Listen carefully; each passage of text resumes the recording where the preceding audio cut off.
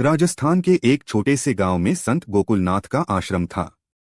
वह सरल, निर्मल और करुणा से भरे संत थे। गांव के लोग उन्हें भगवान का रूप मानते थे। दिन रात वह भजन कीर्तन और सत्संग में लगे रहते।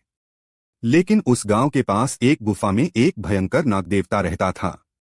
उसका विष इतना घातक था कि उसके डसने से कोई जीवित नहीं बच पाता। लोग कहते थे कि उस नाग का क्रोध देवताओं का भी नाश कर सकता है। इस कारण गांव वाले उस ओर जाने से डरते थे। एक दिन ऐसा हुआ कि कुछ बच्चे खेलते खेलते गुफा के पास पहुंच गए। अचानक नागदेवता फुफकारते हुए बाहर निकला। बच्चे डर के मारे रोने लगे और गांव में हाहाकार मच गया। सभी लोग भागकर संत गोकुलनाथ के पास पहुंचे और प्रार्थना की, महाराज, केवल आप ही हमें इस संकट से बचा सकते हैं। गोकुलनाथ जी ने शांति से मुस्कुराते हुए कहा, भय मत करो, जहां सच्ची भक्ति है वहां विष का कोई असर नहीं होता। वह बिना किसी डर के सीधे गुफा की ओर चल दिए। गांव वाले पीछे पीछे गए, लेकिन कोई पास जाने का साहस न कर सका। गुफा के द्वार पर पहुंचते ही नागदेवता ने फुफकारते हुए अपनी फन उठाई। उसकी आंखों से आग जैसी लपटें निकल रही थीं।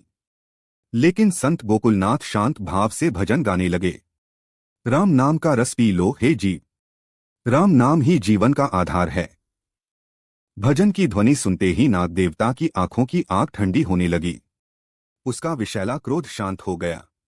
धीरे धीरे वह संत के चरणों में लिपट गया और मानो उनके भक्ति सुरों से सम्मोहित होकर शांति में डूब गया। गांव वाले आश्चर्यचकित रह गए। उन्होंने देखा कि जो नाग अब तक विनाश का कारण था, वही आज संत के चरणों में शांति से पड़ा है। गोकुलनाथ जी ने आशीर्वाद देते हुए कहा, नाग भी भगवान की सृष्टि का हिस्सा है।